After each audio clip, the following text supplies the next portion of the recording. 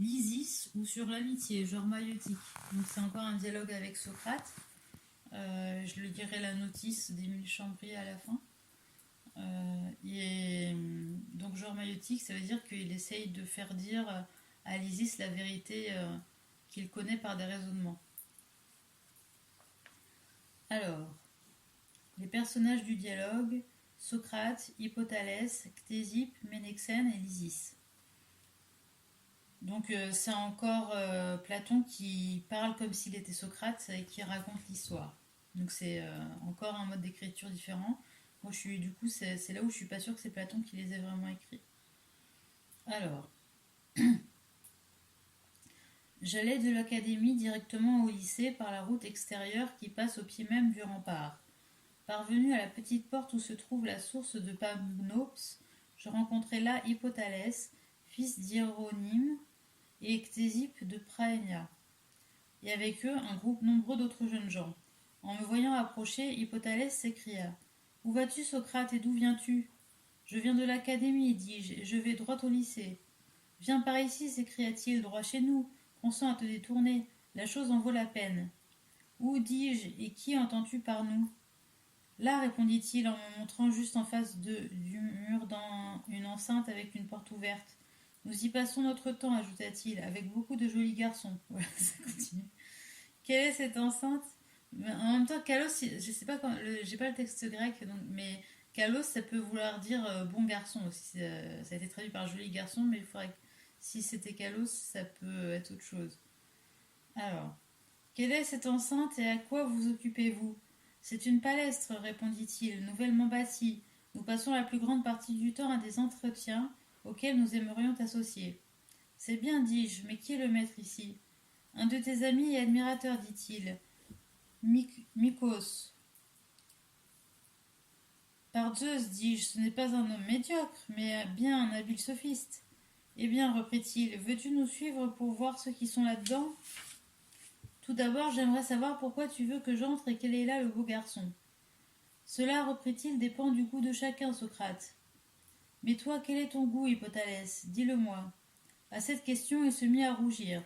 J'ajoutai: Ô fils d'Hieronyme Hippothalès, tu n'as plus besoin de me dire si tu aimes ou si tu n'aimes pas, car je sais non seulement que tu aimes, mais même que l'amour t'a déjà mené loin. Je suis en tout le reste un pauvre homme qui n'est bon à rien.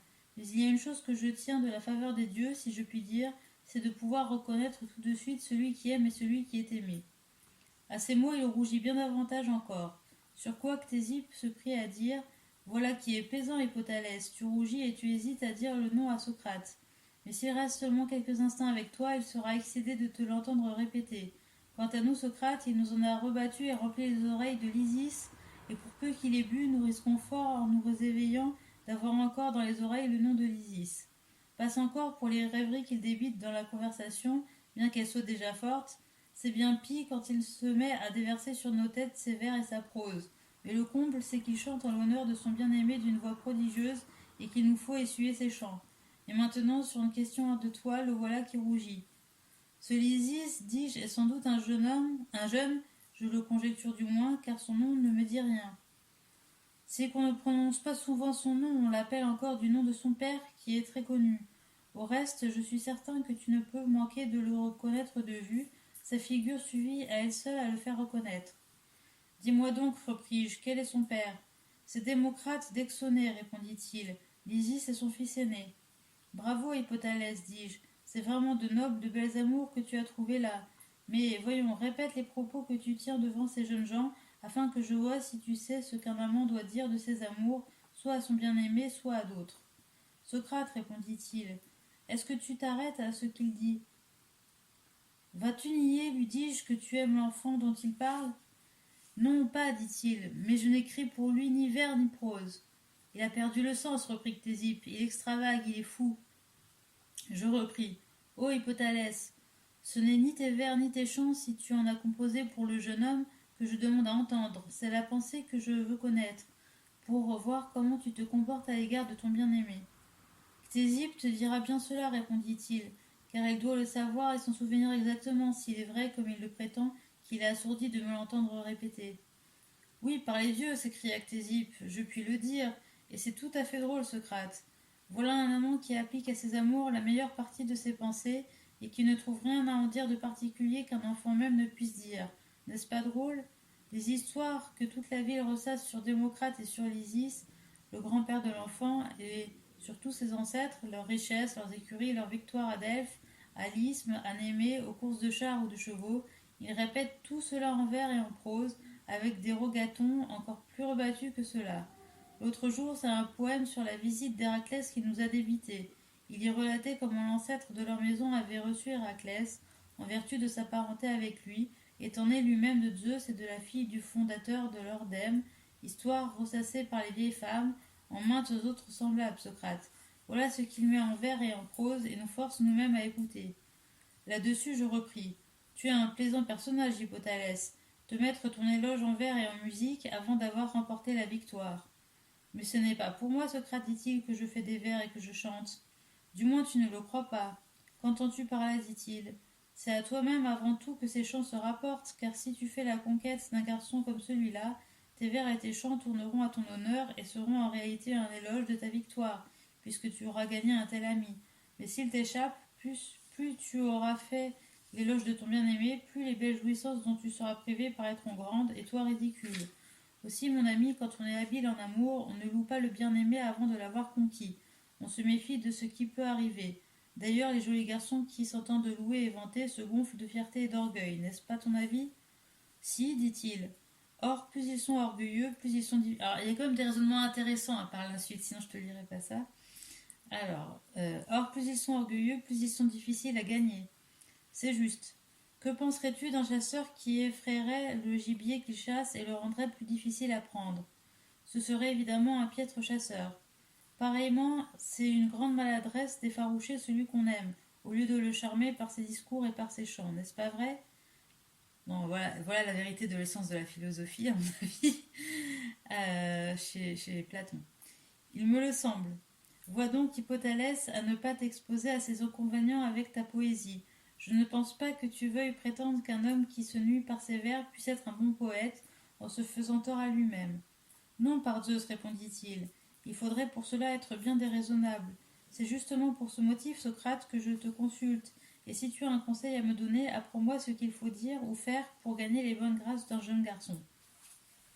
Cela, répondis-je, n'est pas facile à dire, mais si tu voulais le faire entrer en conversation avec moi, peut-être pourrais-je te montrer de quel discours il faut l'entretenir, au lieu des pièces et des chants qu'il prétend que tu lui adresses. Il n'y a là rien de difficile, répondit-il. Entre seulement avec Ctésippe, assieds-toi et mets-toi à causer, et je ne doute pas qu'il ne s'approche lui aussi, car il a pour les discours Socrate une passion particulière. D'ailleurs, comme c'est la fête d'Hermès, les jeunes gens et les enfants sont réunis ensemble. Il ne manquera donc pas de s'approcher de toi. Sinon, Ctésippe, par son cousin Ménexène, est en relation avec lui. Ménexène en est en effet son camarade préféré. Ctésippe n'aura donc qu'à l'appeler s'il ne s'approche pas de lui-même. C'est cela, dis-je, et en même temps j'entrerai avec Ctésippe dans la palestre, et les autres nous suivront. En attendant, nous trouvâmes là les enfants qui venaient de prendre part au sacrifice en habit de fête, et jouant aux osselets, car les cérémonies étaient à peu près terminées. La plupart s'amusaient dehors, dans la cour. Un certain nombre jouaient à pair ou impair dans un coin du vestiaire avec une quantité d'osselets qu'ils prenaient dans des petites corbeilles. D'autres faisaient cercle autour d'eux et les regardaient. Dizis était du nombre. Il était debout parmi les enfants et les jeunes gens, la couronne sur la tête, et on le distinguait entre tous, non seulement à sa beauté qui répondait à sa réputation, mais encore à son air d'honnête homme. Pour nous, nous retirant juste en face, nous nous assîmes car l'endroit était tranquille, et nous nous mîmes à causer. Dès lors, l'Isis, à chaque instant, se retournait pour lancer un coup d'œil de notre côté, et l'on voyait bien qu'il avait grande envie d'approcher. Il était dans cette perplexité, hésitant à venir seul, lorsque Ménexène entra en jouant de la cour. Quand il nous eut aperçus, Ctésippe et moi, il vint s'asseoir à nos côtés. En le voyant, l'Isis le suivit et s'assit près de lui, et les autres aussi s'approchèrent.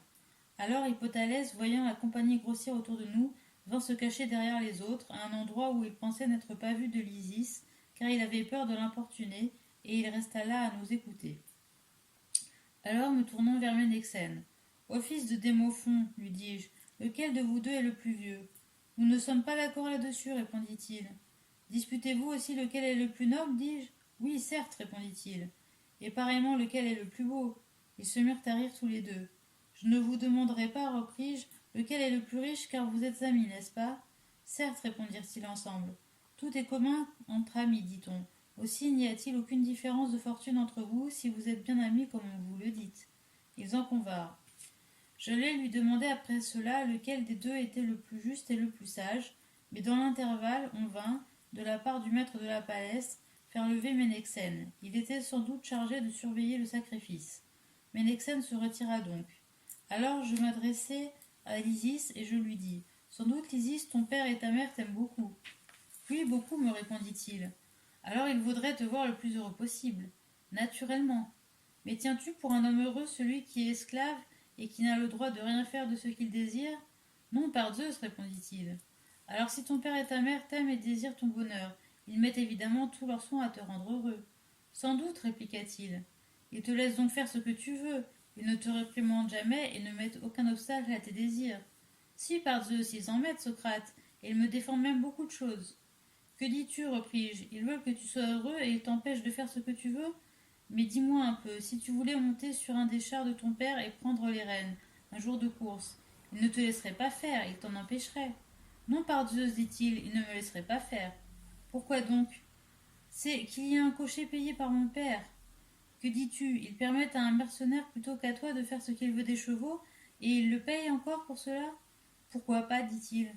Mais l'attelage des mulets, ils te le permettent, je pense, de le conduire, et si tu voulais prendre le fouet et les frapper, ils te laisseraient faire. Comment veux-tu qu'ils me laissent faire, dit-il. Mais quoi, dis-je, personne n'a-t-il le droit de les frapper? Si fait, dit-il le muletier. Est-ce un esclave ou un homme libre? C'est un esclave, dit-il.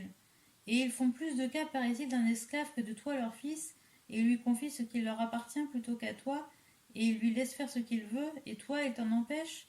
Mais dis-moi encore, te laisse-t-il te gouverner toi-même, ou te refuse-t-il aussi cette liberté? Comment me la laisserait-il, répondit-il. Alors quelqu'un te commande. Mon pédagogue que voici, répondit-il. C'est un esclave?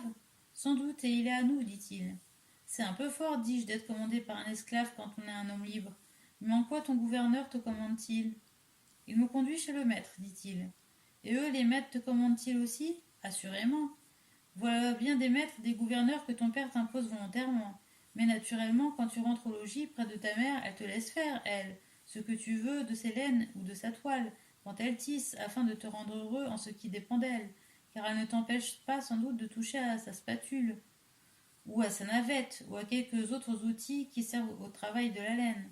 Il se mit à rire et me dit: Non, par Dieu, Socrate, non seulement elle m'en empêche, mais encore j'aurais sur les doigts si j'y touchais. Par Héraclès, m'écriai-je, est-ce que tu n'aurais pas offensé ton père et ta mère? Non, par Zeus, je ne les ai pas offensés, répondit-il. Que leur as-tu donc fait alors pour qu'ils mettent une telle rigueur à t'empêcher d'être heureux et d'agir à ta guise? Et pourquoi ne te tiennent-ils sans relâche tout le jour sous la dépendance de quelqu'un, en un mot, dans l'impossibilité de réaliser aucun de tes désirs? Si bien qu'on pourrait croire que tant de richesses tu ne retires toi aucun profit, et que tout le monde a la haute main dessus plutôt que toi, et que tu as beau être noble de ta personne, tu n'en es pas moins soumis à la direction et aux soins d'un autre, tandis que toi, Lysis, tu ne commandes à personne et tu ne fais rien de ce que tu désires. C'est que, répondit-il, je n'ai pas encore l'âge, Socrate. Peut-être n'est-ce pas cela qui t'en empêche, fils de Démocrate, puisqu'il y a, je crois, certaines choses que ton père et ta mère te laissent faire, sans attendre que tu aies l'âge. Ainsi, quand ils veulent se faire lire ou écrire quelque chose, c'est toi, je pense, plutôt que toute autre personne de la maison, qui charge de ce soin, n'est-ce pas vrai? Si fait, répondit-il. Ici, tu peux à ton gré rédiger telle lettre la première, telle autre la seconde, et tu as la même liberté pour les lire.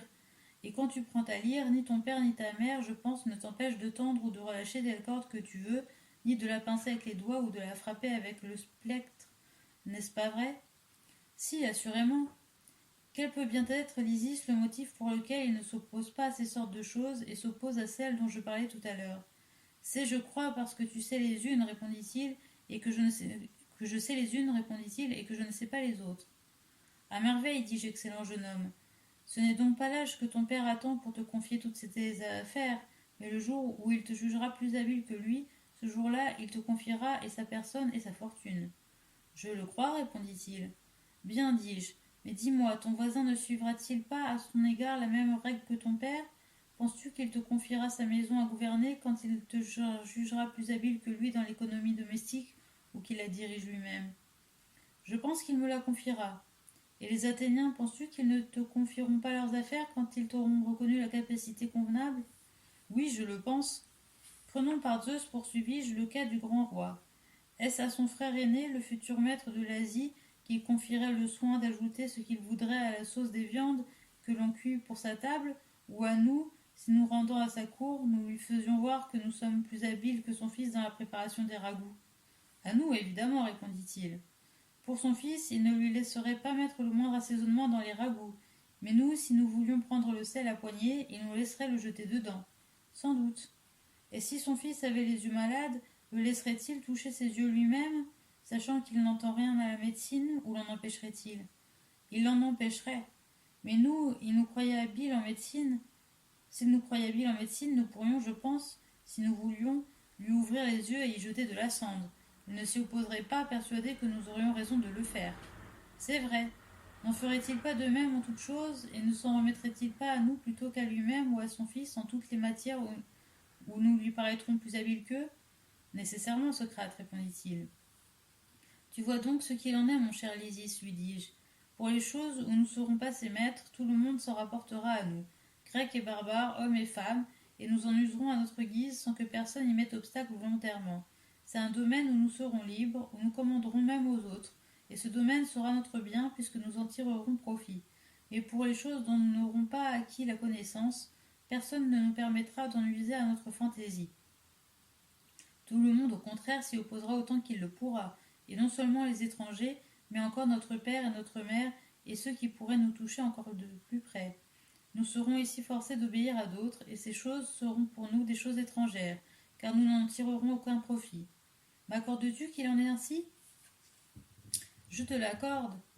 Mais nous ferons-nous amis avec quelqu'un, et quelqu'un nous aimera-t-il par rapport aux choses où nous serons d'aucune utilité? Non, certes, dit-il. Ainsi ton père n'aimerait même pas son fils si personne n'aimera un homme, ni personne n'aimera un homme par rapport aux choses où il est inutile. Il ne me semble pas, dit-il. Si donc tu deviens savant, mon enfant, tout le monde t'aimera, tout le monde s'attachera à toi, car tu seras utile et bon. Sinon, personne ne t'aimera, ni ton père, ni ta mère, ni tes proches. Dès lors, a-t-on le droit, Isis, d'être fier de choses auxquelles on ne s'entend pas encore? Comment cela se pourrait-il, dit-il. Alors, si tu as besoin d'un maître, tu n'es pas encore instruit. C'est vrai. Tu n'es donc pas fier puisque tu es encore ignorant. Non, par Zeus, Socrate, me répondit-il, je ne crois pas l'être. Là-dessus, je tournai les yeux vers Hippothalès et je faillis faire une sottise, car il me vint à l'idée de lui dire voilà, Hippothalès, comment il faut s'entretenir avec celui qu'on aime, en rabattant et restreignant son amour-propre, et non pas, comme tu le fais, en le gonflant d'orgueil et en le gâtant. Mais le voyant agité et troublé de ce qu'il venait d'être dit, je me rappelai que, tout en assistant à l'entretien, il désirait n'être pas vu de l'Isis. Je me ressaisis donc et je retins ma langue. À ce moment, Ménexène revint et s'assit près de l'Isis, à la place qu'il avait quittée. Alors l'Isis, avec une gentillesse toute enfantine, me dit tout bas en cachette de Ménexène. Répète à Ménexène, Socrate, ce que tu m'as dit à moi. Je lui répondis. Tu le lui répéteras toi-même, Lysis, car tu m'en as prêté toute ton attention. Oui, toute, répondit-il. Tâche donc, lui dis-je, de te rappeler de ton mieux, afin de lui redire tout avec exactitude. Si quelque chose t'échappe, tu me le redemanderas et à notre première rencontre. Je tâcherai, Socrate, répondit-il, et je ferai de mon mieux, tu peux y compter. Mais entame avec lui quelque autre sujet afin que je t'écoute, moi aussi, jusqu'à ce qu'il soit l'heure de rentrer à la maison. Eh bien, soit, j'y consens, dis-je, puisque tu le veux. Mais vois à me secourir si Ménexène se met à me réfuter. Tu sais qu'il est grand disputeur. Oui, par Zeus, répondit-il, et même très grand disputeur. C'est justement pour cela que je voudrais te voir aux prises avec lui. Pour que je prête à rire, répondis-je. Non, par Zeus, dit-il, mais pour que tu le corriges. Comment faire, dis-je. Ce n'est pas chose facile, car c'est un terrible homme, un élève de Ctésippe. Mais voici Ctésippe lui-même, ne le vois-tu pas? Ne t'inquiète de personne, Socrate, dit-il, mais va discuter avec lui. Eh bien, discutons, dis-je. Tandis que nous échangions ces propos entre nous, qu'avez-vous, dit Ctésippe, à nous régaler tous les deux seuls, sans nous faire part de ce que vous dites? À vous régaler tous les deux seuls, sans nous faire part de ce que vous dites. Eh bien, dis-je, on va vous en faire part. Je demandais à Lysis une chose qu'il ne sait pas, mais il pense, dit-il, que Ménexène la connaît et il me dit de la lui demander. Eh bien, dit-il, pourquoi ne le fais-tu pas? Je vais le faire, dis-je. Réponds, Ménexène, à la question que je vais te poser. Il est un bien après lequel je soupire depuis mon enfance, car l'un poursuit une chose, l'autre une autre. Tel voudrait avoir des chevaux, tel des chiens, celui-ci de l'or, celui-là des honneurs. Pour moi, tout cela ne trouble point ma quiétude. Mais avoir un bon ami, voilà ma passion. Et j'aimerais mieux avoir un ami que la caille ou le coq, et même par Zeus que le cheval et le chien les plus beaux du monde. Je dirais même par le chien que j'aimerais beaucoup mieux avoir un ami que l'or de Darius, et même que Darius en personne, tant que je suis entêté d'amitié. Tant je suis entêté d'amitié.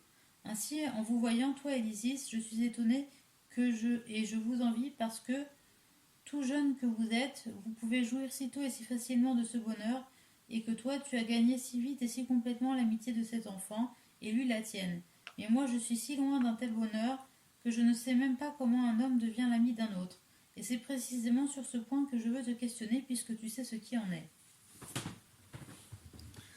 Dis-moi donc, quand un homme en aime un autre, lequel des deux devient l'ami de l'autre? Celui qui aime le devient-il de celui qui est aimé, ou celui qui est aimé de celui qui aime? Ou n'y a-t-il aucune différence entre eux? Aucune, me semble-t-il, répondit-il. Que dis-tu, repris-je? Tous deux deviennent amis l'un de l'autre, si l'un des deux seulement aime l'autre? Il me le semble, répondit-il. Mais quoi, n'arrive-t-il pas qu'un homme qui aime ne soit pas payé en retour par celui qu'il aime? Si. N'arrive-t-il pas aussi qu'un homme qui aime soit haï? C'est parfois le cas, ce semble, des amants à l'égard de leur bien-aimé. Ils aiment autant qu'on peut aimer, et ils se figurent qu'on ne les paye pas de retour, ou même qu'on les hait. Cela ne te semble-t-il pas vrai? J'essaie de trouver une position confortable. Tout à fait vrai, dit-il. Donc, en pareil cas, repris-je, l'un aime et l'autre est aimé. Oui. Alors, lequel des deux amis est l'ami de l'autre? Est-ce l'amant qui l'est de l'aimer, même s'il n'est pas payé de retour, et même s'il est haï, ou l'aimé qui l'est de l'amant? Aucun d'eux n'est-il en tel cas l'ami de l'autre si tous les deux ne s'aiment pas réciproquement? Ni l'un ni l'autre, semble-t-il. Nous en jugeons donc à présent autrement que nous ne l'avons fait tout à l'heure, car tout à l'heure nous avons dit que si l'un des deux aimait, ils étaient amis tous les deux, et à présent, s'ils n'aiment pas tous les deux, nous disons qu'aucun d'eux n'est ami. Nous pourrions bien, dit-il, être en contradiction. Ainsi, ce qui ne paye pas de retour ce qu'il aime n'en saurait être l'ami? Il ne semble pas. Alors ceux-là ne sont pas amis des chevaux que les chevaux n'aiment pas en retour, non plus qu'ils ne sont amis des cailles ou des chiens ou du vin ou de la gymnastique, ni amis de la philosophie si la philosophie ne les aime pas en retour, ou bien chacun d'eux aime-t-il ces objets, bien que ceux-ci ne soient pas leurs amis? Dès lors le poète se tromperait quand il dit « Heureux qui a pour amis ses enfants, des chevaux solipèdes, des chiens de chasse et un hôte à l'étranger. » Pour moi, dit-il, je ne le crois pas. Alors tu crois qu'il dit la vérité? Oui. Selon toi, Ménexène, c'est donc l'aimé qui est l'ami de l'aimant, même si l'aimé n'aime pas et même s'il hait. Comme les enfants nouveau-nés qui n'aiment pas encore ou qui haïssent même leur père ou leur mère quand ils sont châtiés par eux, sont malgré cela, et dans le temps même où ils les haïssent, plus chers que tout au monde à leurs parents. Il me semble, dit-il, qu'il en est ainsi. Ce n'est donc pas à ce compte celui qui aime qui est l'ami, c'est celui qui est aimé. Il me paraît, conséquemment aussi, c'est celui qui est haï qui est l'ennemi, n'est-ce pas celui qui est? Ce n'est pas celui qui est, il me semble. Dès lors, beaucoup de gens sont aimés par leurs ennemis et sont haïs par leurs amis, et ce sont les amis de leurs ennemis et les ennemis de leurs amis, si c'est l'aimé, non l'aimant, qui est l'ami. Cependant, c'est une chose par trop absurde, mon cher ami, ou plutôt, ce me semble impossible d'être l'ennemi de son ami et l'ami de son ennemi. Je crois, dit-il, que tu as raison, Socrate. Si c'est impossible, c'est celui qui aime qui doit être l'ami de l'objet aimé. C'est vraisemblable. Et celui qui est l'ennemi de l'objet haï. Nécessairement. Alors nous voilà contraints d'avouer, comme tout à l'heure, que souvent nous sommes amis de qui ne nous est point amis, souvent même de qui nous est ennemi, quand nous aimons qui ne nous aime pas, ou même qui nous hait, et que souvent aussi nous sommes ennemis de qui ne nous hait pas, ou même de qui nous aime, quand nous haïssons qui ne nous hait pas, ou que nous haïssons qui nous aime. Il y a apparence, dit-il. Que conclure donc, repris-je, si l'ami n'est ni celui qui aime, ni celui qui est aimé, ni celui qui est à la fois aimant et aimé? Y a-t-il en dehors de ces cas des personnes que nous puissions dire amies les unes des autres? Par Zeus, Socrate, dit-il, tu me vois bien embarrassé.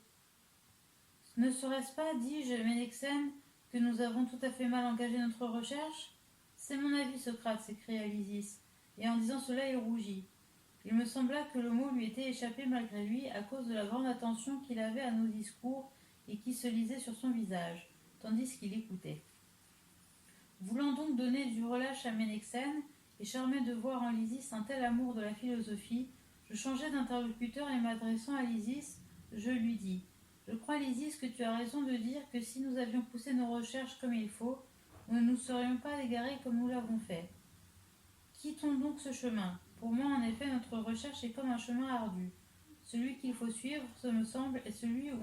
En fait, à chaque fois, ils cherchent pour voir s'il n'y a pas de contradiction dans ce qu'ils disent. Ils font une hypothèse qui semble correcte.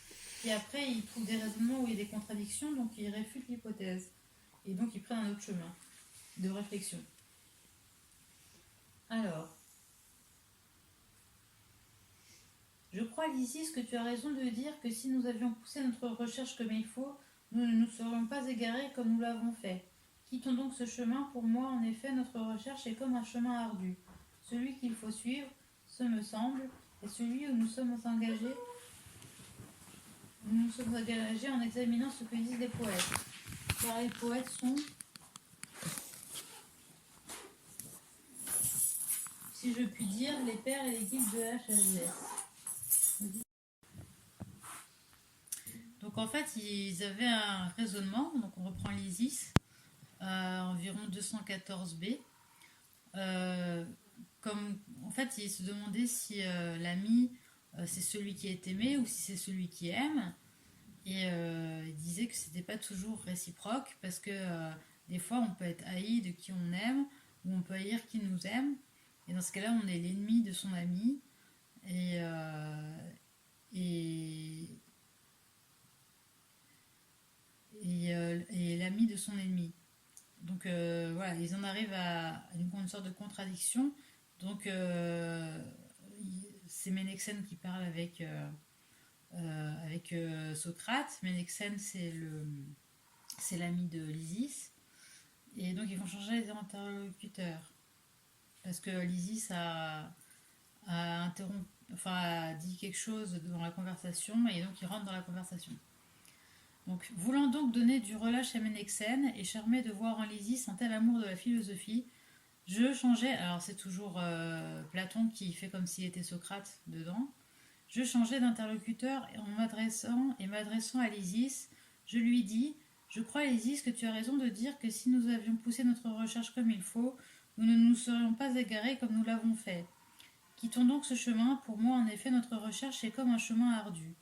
Celui qu'il faut suivre, cela me semble, est celui où nous nous sommes engagés en examinant ce que disent les poètes, car les poètes sont, si je puis dire, les pères et les guides de la sagesse.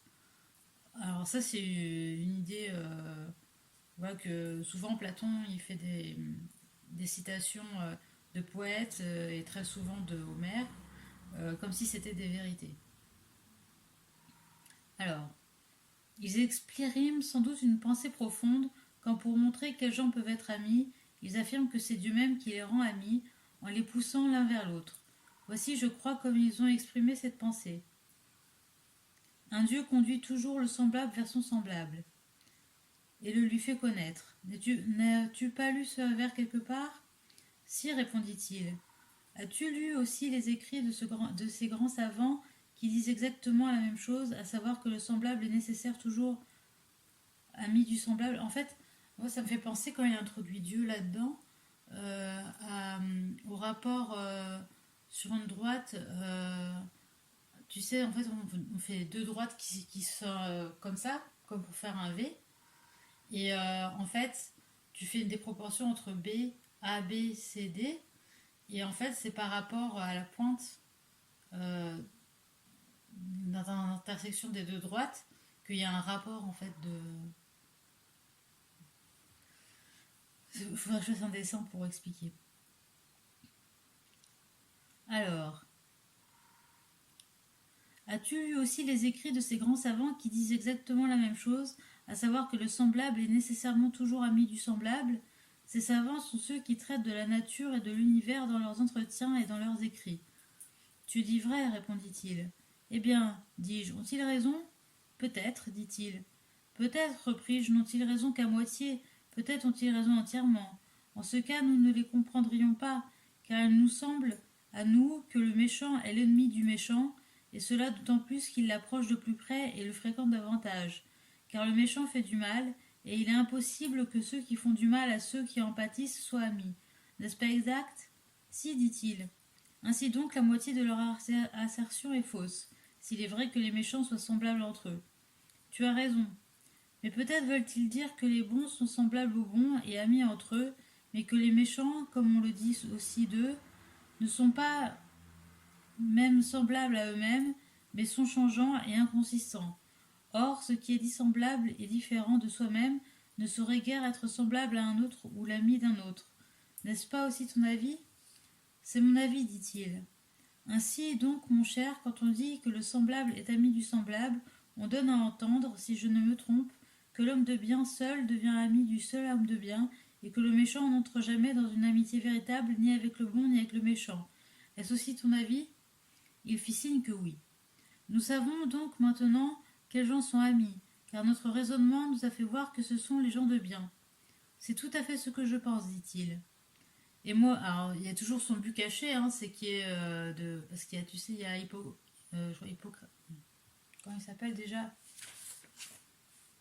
Euh, voilà, c'est là.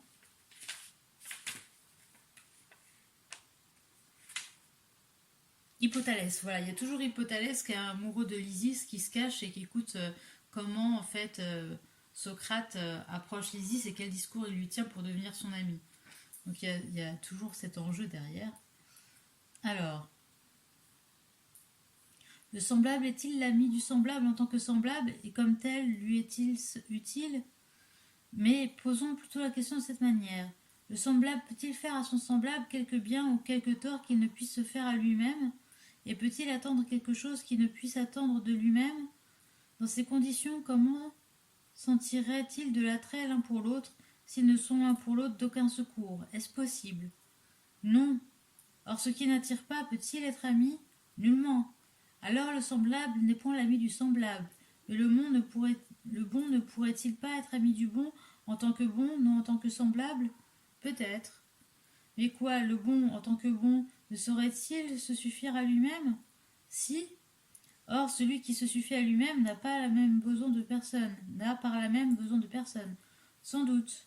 Mais celui qui n'a pas besoin d'un autre ne sent pas d'attrait pour lui. Non, effectivement. Et s'il n'a pas d'attrait pour lui, il ne l'aime pas. Non, assurément. Et s'il ne l'aime pas, il n'est pas ami. Il ne me paraît pas. Comment donc admettre que les bons puissent aucunement être amis des bons, si, séparés, ils ne se désirent pas les uns les autres, puisqu'ils se suffisent à eux-mêmes dans l'isolement, et si réunis, ils n'ont aucun besoin les uns des autres, et le moyen que de tels gens s'estiment les uns des autres? Impossible, dit-il. Mais ils ne sauraient être amis s'ils ne s'estiment pas les uns les autres. C'est vrai. Vois l'Isis comme nous nous sommes fourvoyés. Ne penses-tu pas que nous nous sommes trompés du tout au tout? Comment cela, dit-il? J'ai entendu quelqu'un dire un jour, c'est un souvenir qui me revient, que le semblable est le plus grand ennemi du semblable, et les gens de bien les gens de bien. Et il en appelait au témoignage d'Hésiode, dont il citait ce passage, le potier envie le potier, le chanteur, le mendiant le mendiant. Il affirmait qu'il en était nécessairement ainsi en toutes choses, et que les êtres les plus semblables sont les plus remplis d'envie, d'hostilité et de haine les uns à l'égard des autres, et les êtres les plus dissemblables les plus remplis d'amitié réciproque, qu'ainsi le pauvre est forcément l'ami du riche et le faible du fort, à cause du secours qu'ils en attendent, comme le malade l'est du médecin, comme aussi l'ignorant recherche et aime le savant. Puis, haussant le ton, il poursuivait en disant qu'il s'en faut du tout que le semblable soit ami du semblable, et que c'est précisément le contraire qui est vrai, et que les êtres les plus opposés qui sont les plus amis. c'est les êtres les plus opposés qui sont les plus amis, car chacun désire son contraire, et non pas son semblable. C'est ainsi que le sec désire l'humide, le froid le chaud, la mer le doux, l'aigu l'obtus, le vide le plein le vide, et ainsi du reste, parce que le contraire sert d'aliment au contraire, et que le semblable ne saurait rien tirer du semblable. Et je puis t'assurer, mon ami, qu'il avait l'air d'un habile homme en disant cela, car il parlait à merveille. Mais vous, dis-je, qu'en pensez-vous? Qu'il a raison, dit Ménexène, au moins à première vue. Devons-nous admettre que le contraire est le plus grand ami du contraire? Oui, soit, dis-je. Alors là, il va encore contredire, je crois, il arrive à leur faire dire un truc. Alors, soit, dis-je. Mais n'est-ce pas étrange, Ménexène, et n'allons-nous pas être assaillis sur le champ par ces sages par excellence, ces amateurs de controverses, heureux de l'aubaine, qui vont nous demander si la haine n'est pas ce qu'il y a de plus contraire à l'amitié? Que leur répondre? N'est-on pas forcé de convenir qu'ils disent la vérité? Nécessairement. Est-ce que, disent-ils, ce qui aime est ami de ce qui est, et ce qui est de ce qui aime? Ni l'un ni l'autre, dit-il. Et le juste de l'injuste, le tempérant de l'intempérant, le bon du mauvais? Il ne semble pas qu'il en puisse être ainsi. Et pourtant, repris-je, si c'est la dissemblance qui crée l'amitié entre deux êtres, il faut aussi que ces contraires soient amis. Il le faut. Ainsi donc, ni le semblable n'est l'ami du semblable, ni le contraire du contraire. Il ne semble pas. Cherchons autre chose. Ne faut-il pas plutôt dire que si l'amitié n'est véritablement aucune des choses dont nous venons de parler, c'est que c'est ce qui n'est ni bon ni mauvais qui peut à ce titre devenir l'ami du bon. Que veux-tu dire, me dit-il? Par Zeus, dis-je, je ne sais trop, en vérité, j'ai moi-même le vertige devant une question si embarrassante. Il se pourrait, selon le vieil adage, que l'ami soit le beau, c'est en tout cas un je ne sais quoi de mou, de lisse et de poli, et c'est pour cela, sans doute, qu'il nous glisse si facilement entre les doigts et nous échappe. C'est l'effet de sa nature. Je dis donc que le bon est beau. Qu'en penses-tu, toi? Je le crois aussi. Dès lors, cédant à une sorte de divination, j'avance que ce qui n'est ni bon ni mauvais est l'ami du beau et du bon. Écoute sur quoi j'appuie ma conjecture. Il me semble qu'il existe trois genres, le bon, le mauvais, et ce qui n'est ni bon ni mauvais. Que t'en semble-t-il à toi? Je suis de ton avis, dit-il. Or, ni le bon n'est ami du bon, ni le mauvais du mauvais, ni le bon du mauvais. Les raisons que nous venons d'en donner s'y opposent. Reste donc, si l'amitié existe entre deux êtres, que ce qui n'est ni bon ni mauvais soit l'ami du bon, ou que ce qui est de même nature que le bon lui-même, car on ne saurait, n'est-ce pas, devenir l'ami du mauvais. C'est juste. Le semblable non plus ne peut devenir l'ami du semblable, nous l'avons dit tout à l'heure, n'est-ce pas? Si. L'être qui n'est ni bon ni mauvais ne saurait donc avoir pour ami un être tel que lui. Il ne semble pas. Il s'ensuit donc que ce qui n'est ni bon ni mauvais ne peut devenir l'ami que du bon seul. C'est forcé à ce qu'il semble. Eh bien, mes enfants, dis-je, ce qui vient d'être dit ne nous met-il pas sur la bonne voie? Prenons un exemple. Le corps en bonne santé n'a aucun besoin de la médecine ni d'aucun autre secours. Il se suffit à lui-même. Et, quand on est bien portant, on n'aime pas le médecin en raison de sa santé, n'est-ce pas? Non. Mais le malade l'aime, je pense, en raison de sa maladie. Sans doute. La maladie est en effet un mal et la médecine une chose utile et bonne. Oui. Mais le corps en tant que corps n'est ni bon ni mauvais. C'est vrai. Or, il est forcé par la maladie de rechercher et d'aimer la médecine. Il me semble. Donc, ce qui n'est ni bon ni mauvais devient l'ami du bon par la présence du mal. Il semble. Mais il est évident que c'est avant d'être devenu mauvais lui-même sous l'influence du mal qui est en lui. Si en effet il était devenu mauvais, il ne désirerait plus le bien et ne l'aimerait plus, car il est impossible, nous l'avons dit, que le mal soit l'ami du bien. Impossible, en effet. Maintenant, faites attention à ce que je vais dire. Je dis que certaines choses sont telles que ce qui se trouve avec elles, certaines sont telles que ce qui se trouve avec elles, certaines autres non. Supposez par exemple qu'on enduise quelque chose d'une certaine couleur. La teinture qu'on applique se trouve avec la chose teinte. Oui. Eh bien la chose teinte est-elle alors la même quant à la couleur que la teinture dont elle est enduite? Je ne saisis pas, dit-il. Eh bien prenons l'exemple que voici, dis-je. Si l'on enduisait de blanc de Cyrus des cheveux qui sont blonds, seraient-ils blancs alors ou n'en aurait-il que l'apparence? Il n'en aurait que l'apparence, répondit-il. Et pourtant la blancheur s'y trouverait. Oui. Néanmoins, il n'en serait pas pour cela plus blanc, et malgré la présence de la blancheur, il ne serait ni blanc ni noir. C'est vrai. Mais mon ami, quand la vieillesse leur apporte cette même couleur, ils deviennent alors tels que la chose apportée. Ils deviennent blancs par la présence de la blancheur. Sans doute. Voici donc la question que je te pose. Quand une chose se trouve avec une autre, celle qui la contient sera-t-elle pareille à celle qui est présente en elle? Ou le sera-t-elle si la chose s'y trouve d'une certaine façon, mais non si elle s'y trouve d'une autre façon? C'est plutôt la seconde alternative qui est la vraie, dit-il. De même, l'être qui n'est ni mauvais ni bon peut, malgré la présence du mal, n'être pas mauvais encore comme il peut l'être déjà devenu. C'est très juste. Donc, quand il n'est pas encore mauvais, malgré la présence du mal, cette présence lui fait désirer le bien. Mais en le rendant mauvais, elle lui ôte tout ensemble et le désir du bien et la possibilité de l'aimer, car il n'est plus ni bon ni mauvais, il est mauvais, et le bon, nous l'avons vu, n'est pas l'ami du mauvais. Non, assurément. Pour la même raison, nous pourrions dire que ceux qui sont déjà savants, Dieu ou homme, n'aiment plus la science, et que ceux-là non plus ne l'aiment pas, qui sont ignorants au point d'en être mauvais. Car quand on est mauvais et ignorant, on n'aime pas la science.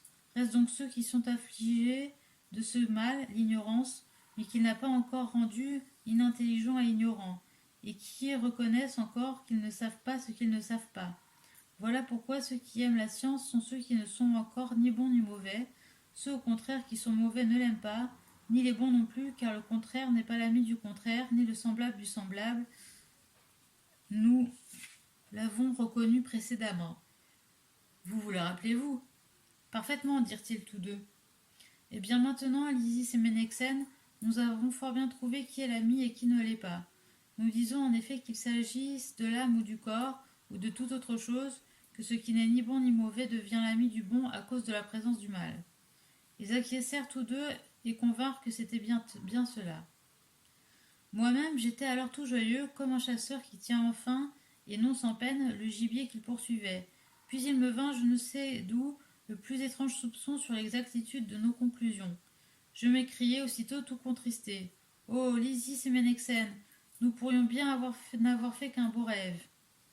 Il a raison, dit Ménexène. Je crains, répondis-je, que dans notre recherche de l'ami, nous n'ayons rencontré des charlatans, je veux dire des raisonnements trompeurs. Comment cela, dit-il? Voici, dis-je, quand on est amis, l'est-on de quelque chose ou non? De quelque chose nécessairement, dit-il. L'est-on en vue de rien à cause de rien, ou en vue de quelque chose et à cause de quelque chose?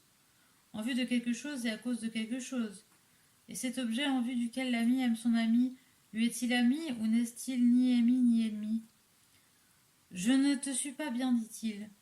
Ce n'est pas étonnant, dis-je, mais peut-être me suivras-tu de cette façon, et moi je crois que je saurai mieux ce que je dis. Le malade, nous le disions tout à l'heure, est ami du médecin, n'est-ce pas? Oui. Mais s'il est ami du médecin, n'est-ce pas à cause de la maladie en vue de la santé? Si. Or la maladie est un mal, c'est indéniable.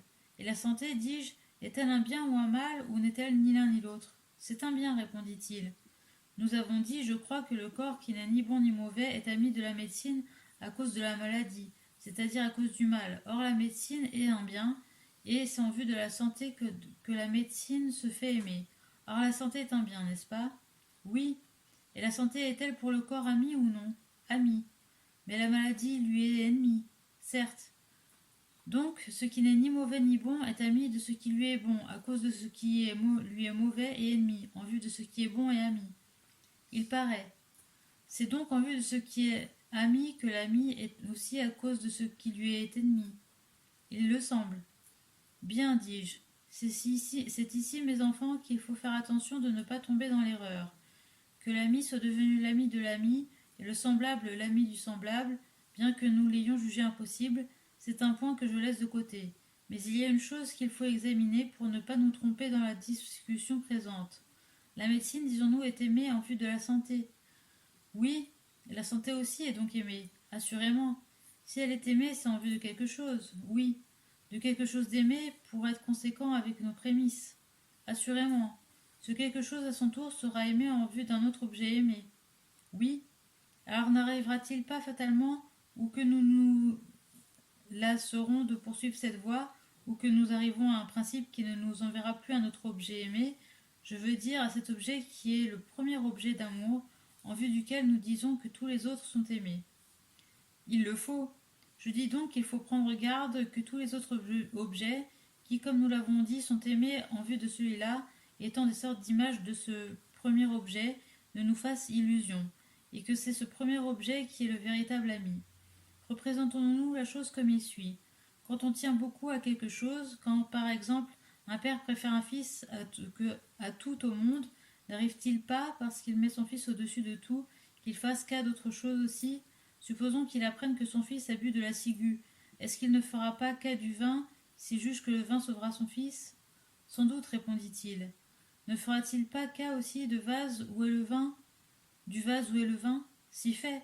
Et alors ne fait-il aucune différence entre la coupe d'argile et son fils, entre 3 cotyles de vin et son fils? N'est-il pas juste de dire au contraire que tout zèle dépensé en pareil cas ne va point aux objets qu'on cherche à se procurer en vue d'autre chose, mais à celui en vue duquel on se procure tous les autres? Bien que nous disions souvent que nous faisons cas de l'or et de l'argent, nous n'en disons pas moins une chose fausse. En réalité, ce que nous plaçons au-dessus de tout dans notre estime, c'est ce qui nous apparaît comme la fin en vue de laquelle nous recherchons l'or et tous les biens que nous poursuivons. N'est-ce pas ainsi qu'il faut parler? Si fait. Le même raisonnement ne s'applique-t-il pas à l'ami? Toutes les choses que nous appelons amis et que nous aimons en vue d'un autre objet d'amour portent un nom qui n'est évidemment pas le leur. Ce qui est réellement ami semble bien être ce principe même auquel se rapportent toutes ces amitiés prétendues. Il pourrait bien en être ainsi, dit-il. Donc ce qui est vraiment ami ne l'est pas en vue d'une chose aimée. C'est vrai. C'est donc une question réglée. Ce n'est pas en vue d'une chose aimée que l'ami est ami, c'est le bien qui est aimé. C'est mon avis. N'est-ce pas à cause du mal que le bien est aimé? La question peut se poser ainsi.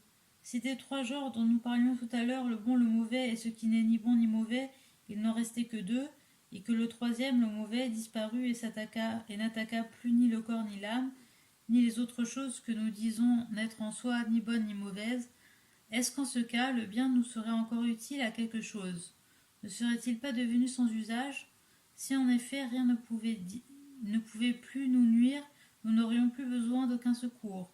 Nous verrions dès lors dans une entière évidence que c'est à cause du mal que nous recherchions et aimions le bien, parce qu'il est le remède du mal et que le mal est une maladie. Mais si la maladie n'existe plus, nous n'avons plus besoin de remède. Le bien est-il de cette nature que nous l'aimions à cause du mal, nous qui tenons le milieu entre le mal et le bien, et que par lui-même et relativement à lui-même il n'est d'aucune utilité?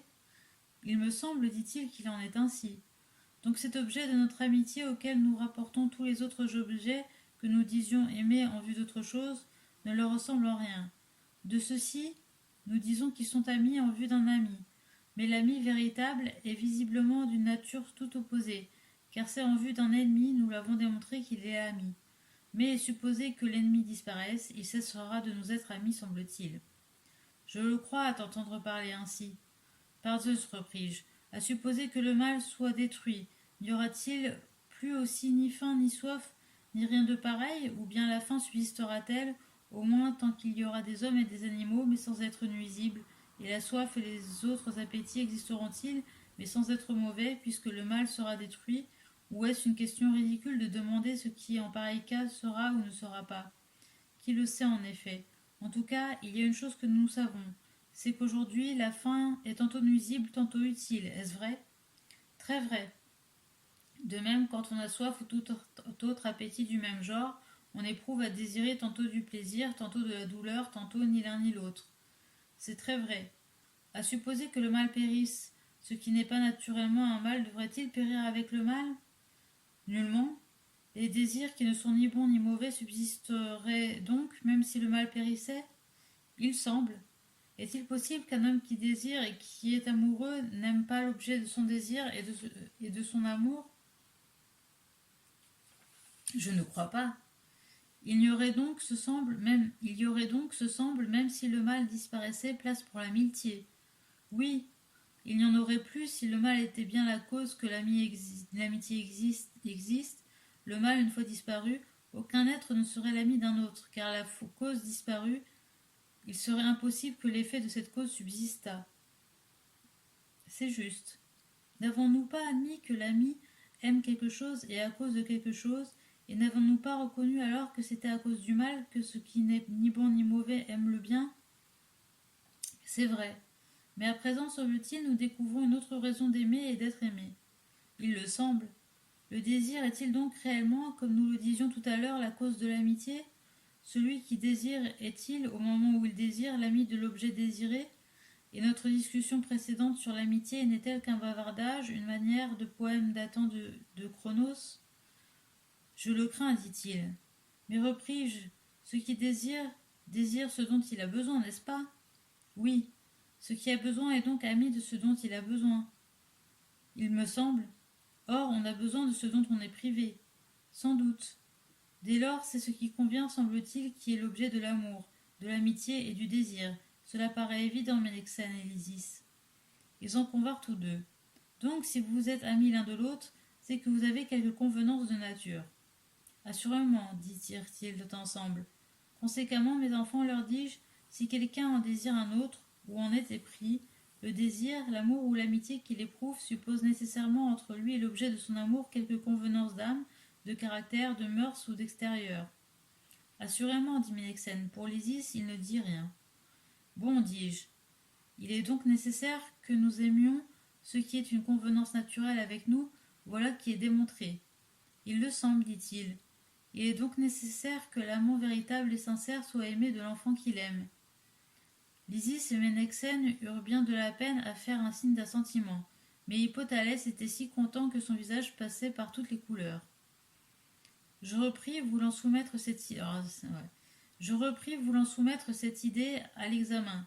S'il y avait quelque différence entre le convenable et le semblable, notre opinion sur la nature de l'amitié ne serait pas sans valeur, ce me semble, Lysis et Ménexène.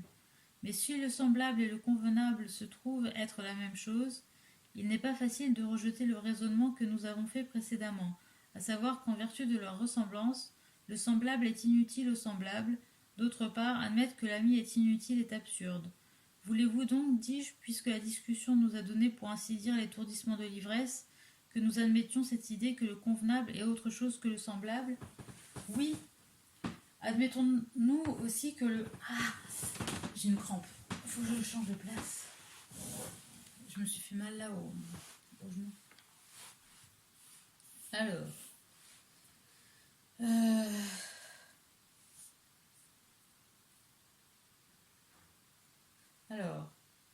Je repris, voulant soumettre cette idée à l'examen. S'il y avait quelque différence entre le convenable et le semblable, notre opinion sur la nature de l'amitié ne serait pas sans valeur, ce me semble, Lysis et Ménexène. Mais si le semblable et le convenable se trouvent être la même chose, il n'est pas facile de rejeter le raisonnement que nous avons fait précédemment, à savoir qu'en vertu de leur ressemblance, le semblable est inutile au semblable, d'autre part, admettre que l'ami est inutile est absurde. Voulez-vous donc, dis-je, puisque la discussion nous a donné ainsi dire l'étourdissement de l'ivresse, que nous admettions cette idée que le convenable est autre chose que le semblable? Oui. Admettons-nous aussi que le bon convient à chacun et que le mauvais lui est étranger, ou que le mauvais convient au mauvais, le bon au bon, ce qui n'est ni bon ni mauvais à ce qui n'est ni bon ni mauvais? Ils furent d'avis que ces choses se convenaient respectivement les unes aux autres. Alors mes enfants, repris-je, nous voici ramenés à ces premières opinions sur l'amitié que nous avons rejetées, car à ce compte, l'injuste ne sera pas moins ami de l'injuste, et le mauvais du mauvais que le bon du bon. Il semble, dit-il. Quoi donc? Si nous disons que le bon et le convenable sont la même chose, le bon n'est-il pas seul l'ami du bon? Si, fait. Mais sur ce point aussi, nous pensions nous être réfutés nous-mêmes, vous le rappelez-vous? Nous nous le rappelons. À quoi bon raisonner encore? C'est évidemment inutile. Je veux seulement, comme les habiles avocats dans les tribunaux, résumer tout ce que nous avons dit. Si en effet, ni ceux qui sont aimés, ni ceux qui aiment, ni les semblables, ni les dissemblables, ni les bons, ni les convenables, ni toutes les autres choses que nous avons passées en revue, car je n'en ai plus souvenir, tant elles sont nombreuses, si, dis-je, rien de tout cela n'est l'ami, je ne sais plus que dire. En parlant ainsi, je pensais à provoquer quelqu'un de plus âgé. Mais voilà que comme des démons, Les pédagogues, celui de Ménexène et celui de Lysis, s'approchent tenant par la main les frères de ces jeunes gens, et ils les appellent en leur disant de rentrer à la maison, car il était déjà tard. Tout d'abord, les assistants et nous essayâmes de les faire partir, mais comme ils se fâchaient sans se soucier de nous et continuaient à appeler leur jeune maître dans leur langage à demi barbare, comme d'autre part ils avaient un peu bu aux fêtes d'Hermès et paraissaient intraitables, nous cédâmes et rompîmes l'entretien. Néanmoins, comme ils partaient, je leur dis: nous venons de nous rendre ridicules, Lysis et Ménexène, moi qui suis vieux et vous-même, car nos auditeurs vont dire en salant que nous avons la prétention d'être amis les uns des autres, car je me mets des vôtres, mais que nous n'avons pas encore pu découvrir ce que c'est que l'ami. Voilà.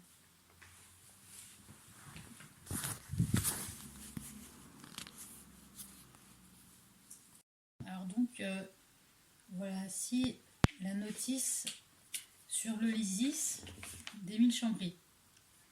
Alors, le sujet du Lysis est l'amitié, mais le mot n'a pas en grec le sens restreint que nous lui donnons aujourd'hui.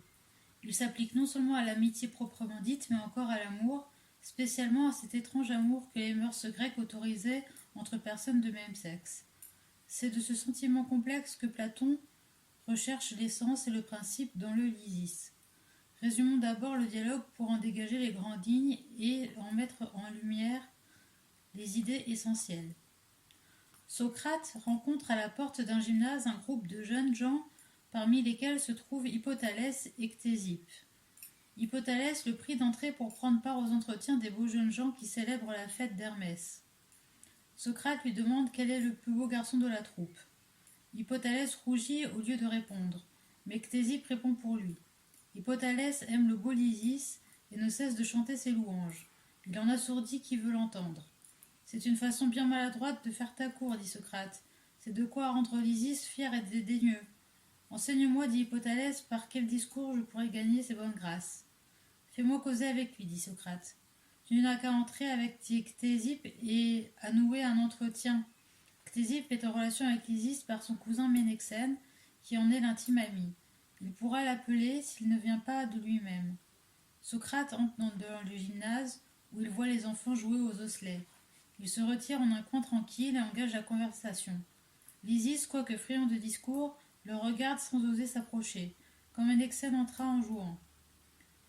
À la vue de Socrate et de Ctésippe, Ménexène alla s'asseoir près d'eux, et Lysis, enhardi, vint se mettre près de lui, tandis qu'Hippothalès se glissait derrière les assistants pour écouter sans être vu de Lysis. À peine Socrate avait-il fait quelques questions aux deux amis que le maître de la Palès fit appeler Ménexène. Dès lors, Socrate, s'adressant à Lysis: n'est-il pas vrai, dit-il, que ton père et ta mère veulent ton bonheur? Sans doute. Alors ils te laissent faire tout ce que tu veux. Tu peux conduire les chars ou les mulets de ton père. Non, Socrate. Au moins on te laisse maître de toi-même. Non, je suis sous les ordres d'un gouverneur.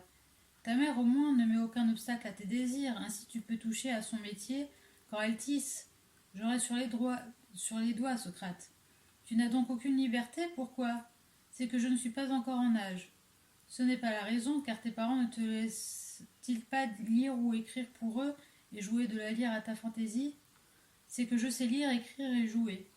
À la bonne heure, si donc ton père ne te confie pas ses affaires, c'est que l'expérience te manque. Quand tu seras instruit, non seulement ton père, mais ton voisin, les Athéniens, le grand roi lui-même, s'en fieront plus à toi qu'à eux-mêmes pour administrer leurs propres affaires. Tout le monde s'adressera à toi, te recherchera, t'aimera. Mais tu n'es pas encore savant, puisque tu as besoin de maître. Dès lors, tu ne peux pas être fier de toi-même. Non, Socrate. Hippothalès écoutait tout troublé cette leçon de modestie. À ce moment, Ménexène rentra. Lysis prit Socrate de lui répéter ce qu'il vient de dire, ou tout au moins de causer avec lui pour le rendre plus modeste. Socrate y consent. Ménexène, dit-il, s'il y a une chose que je désire au monde, c'est d'avoir un ami. Or toi, malgré ta jeunesse, tu as trouvé en Lysis un bien si précieux.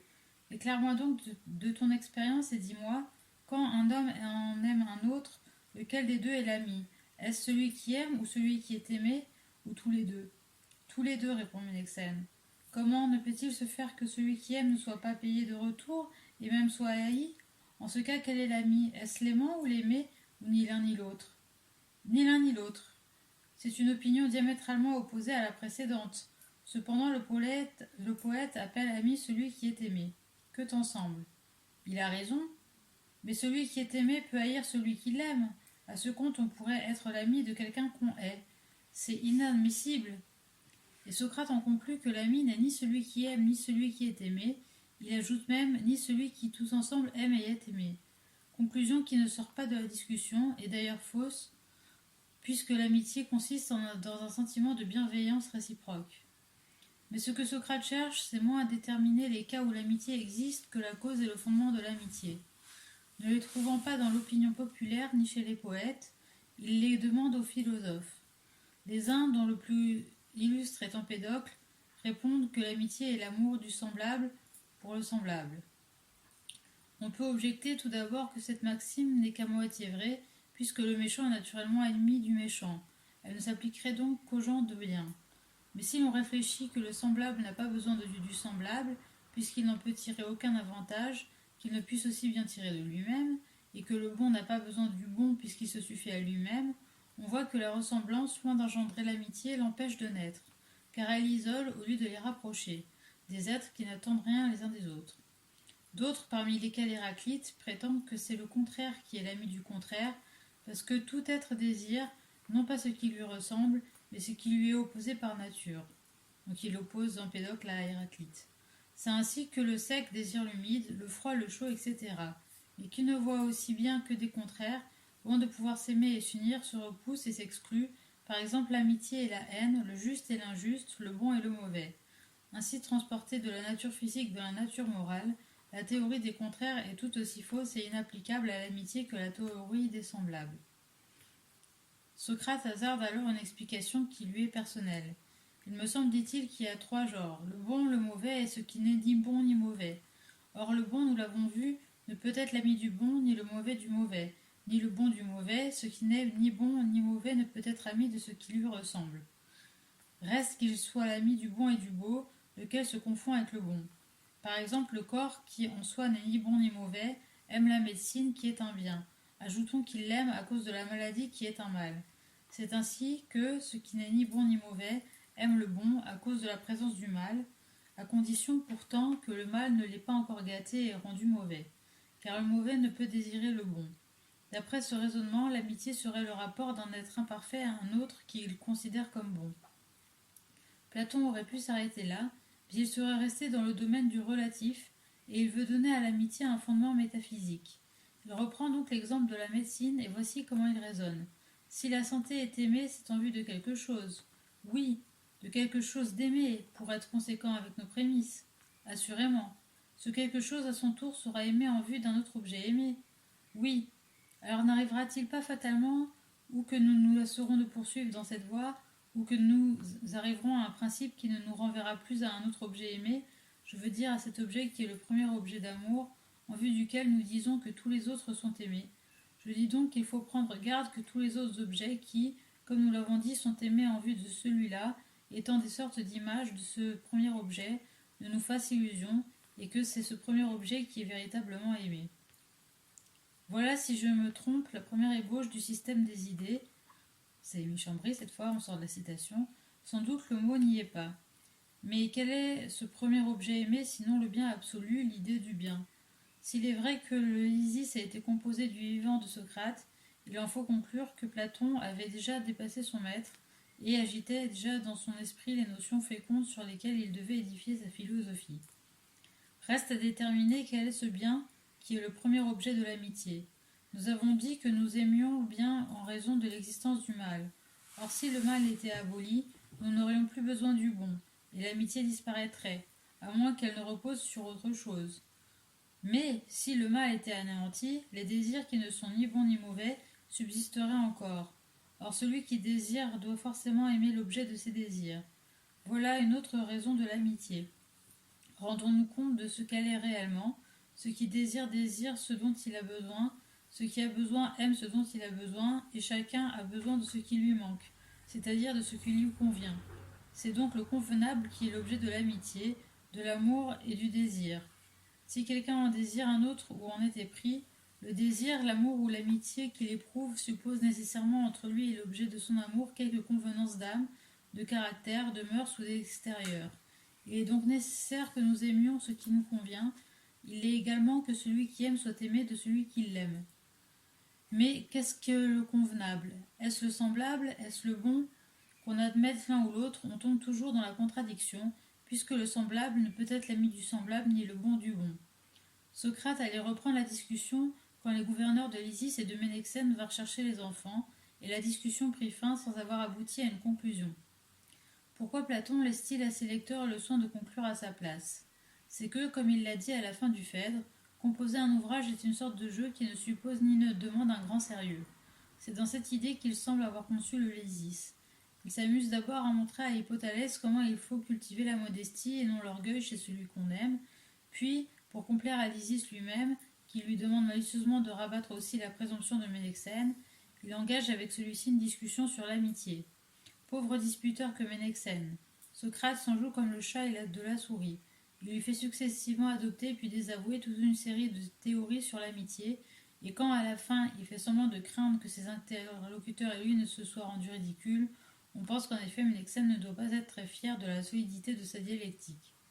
La conclusion d'ailleurs n'est pas difficile à tirer. Socrate a passé en revue toutes les opinions populaires en philosophie sur l'amitié, et s'est fait un jeu de les combattre les unes par les autres et de les renverser. Mais c'est moins parce qu'elles sont fausses que parce qu'elles sont incomplètes qu'il les rejette successivement, et la preuve c'est que, quand il a montré que l'homme imparfait aime en vue du bien, et qu'il désire ce qui lui convient, il n'a fait qu'ajuster ensemble les deux théories philosophiques du semblable ami du semblable ami du semblable et du contraire ami du contraire. Prises absolument et isolément, elles sont fausses. Appliquées à l'homme avec les tempéraments que comporte sa nature imparfaite et complétées l'une par l'autre, elles fournissent de l'amitié une explication juste et profonde. C'est le procédé ordinaire de Platon, de choisir dans tous les systèmes ce qu'ils ont de juste et de vrai, et de faire entrer ces matériaux étrangers dans ses constructions philosophiques. Mais ce procédé n'est point un éclectisme étroit et terre à terre. Platon va plus loin et plus haut dans ses devanciers, que ses devanciers. Il sort du relatif pour entrer dans l'absolu et rattache l'amitié à l'idée du bien, qui est le couronnement de toute la philosophie platonicienne. La composition de Platon est souvent assez lâche et l'on a quelquefois de la peine à réduire à l'unité les... Alors, là où Émile Chambry traduit par l'idée de bien, dans le texte, en fait, il parlait du Dieu, en fait, Socrate, par la plume de Platon. Donc, déjà, Émile Chambry remplace l'idée du Dieu par l'idée du bien. Mais ça arrive plus tard, normalement, dans les textes de Platon. Alors, la composition de Platon est souvent assez lâche, et l'on a quelquefois de la peine à réduire à l'unité les riches développements de ses ouvrages. Ici, au contraire, si l'on met à part le premier entretien avec Lysis, qui se rattache plutôt au préambule qu'au sujet principal, la composition est d'une rigueur mathématique. La discussion se borne strictement à la question de savoir quel est l'ami, autrement dit quel est le principe de l'amitié. Aucune digression sur les charmes, en effet, les devoirs du commerce amical, aucun de ces exemples illustres qui viennent naturellement à l'esprit dès qu'on a prononcé le nom d'ami. Et cependant l'ouvrage n'est pas sec et aride, au contraire. La grâce y est mêlée à la force. Platon nous peint d'abord le lieu de la scène, et c'est un tableau charmant que celui de ce gymnase bourdonnant des amusements des jeunes garçons en habit de fête. La jeunesse a toujours inspiré Platon, et il la dépeint avec une fraîcheur de touche exquise. Lysis, le héros de cette jolie comédie philosophique, est un des jeunes gens les plus attrayants de cette galerie de jeunesse. Il est beau, timide et naïf. Son abandon, ses manières câlines avec Socrate, sa vivacité et sa curiosité d'esprit, sa franchise et sa réserve décente lui prêtent un charme inexprimable. Bon. Son ami Ménexène est plus hardi, plus confiant en lui-même, plus disputeur, du moins il est donné pour tel. En réalité, il se borne à suivre le débat, sans y jeter aucune idée, ni même aucune objection. Ce n'est encore qu'un enfant, naïf et franc, éveillé et curieux, mais un enfant. Au groupe de ces deux enfants s'oppose le groupe des deux jeunes gens, Ctésippe et Hippothalès. Ctésippe, cousin de Ménexène, qui se modèle sans doute sur lui, est le digne émule de ses maîtres, les sophistes disputeurs. Il a dans sa manière de railler son camarade Hippothalès une brusquerie désobligeante. Hippothalès tout entier a son amour rougissant et docile devant Socrate, Craintif et respectueux devant l'Isis, épiant dans les discours de Socrate ce qui peut favoriser son amitié, nous fait connaître ce que pouvait être cette étrange amitié qui a fait le sujet du dialogue. Parmi ces jeunes figures, esquissées en quelques traits rapides, celle de Socrate se détache avec le même relief que dans les grands dialogues. C'est toujours le philosophe qui s'intéresse à la jeunesse, parce que c'est en elle qu'il faut jeter des semences de sagesse et de vertu. Il aime les jeunes gens, et les jeunes gens aiment à l'entendre, le retiennent au passage, et s'empressent pour l'écouter. Il entre dans leurs affaires et dans leurs sentiments, il se prête complaisamment à leurs désirs, mais il poursuit partout et toujours son but qui est de les instruire dans la philosophie. Par des questions habilement choisies, par des exemples pris dans la vie familière, il les force à réfléchir et à découvrir eux-mêmes la vérité, ou tout au moins il les associe à ses recherches, leur fait contrôler ses idées, éveille la curiosité de leur esprit et leur fait leur part de responsabilité dans la conduite et la conclusion de la dispute. Il connaît et pénètre vite chaque esprit, et il accommode la discussion au caractère de chacun de ses interlocuteurs. Il lit sur leurs visages les plus variés, c'est ainsi qu'il s'interrompt, tantôt pour exprimer sa joie d'avoir trouvé la solution cherchée, tantôt pour marquer ses craintes d'être tombé dans l'erreur. C'est un incomparable accoucheur d'esprit. À quelle date faut-il placer la composition de cet ouvrage? Si l'anecdote contée par Diogène Laërce est authentique, Platon l'aurait écrit du vivant de Socrate. C'est après avoir entendu les lectures d'Ulysse que Socrate se serait écrié « Que de choses ce jeune homme me fait dire auxquelles je n'ai jamais pensé !» Mais l'anecdote a été révoquée en doute. Comment croire qu'un ouvrage si original ait été écrit par un tout jeune homme? Il a dû être composé assez tardivement, et sans doute après le Lachès et le Charmide, car en rattachant l'amitié à l'idée de bien, Platon semble être déjà sur la voie de la doctrine des idées, dont les ouvrages antérieurs ne laissent rien deviner. Voilà, fin de la notice.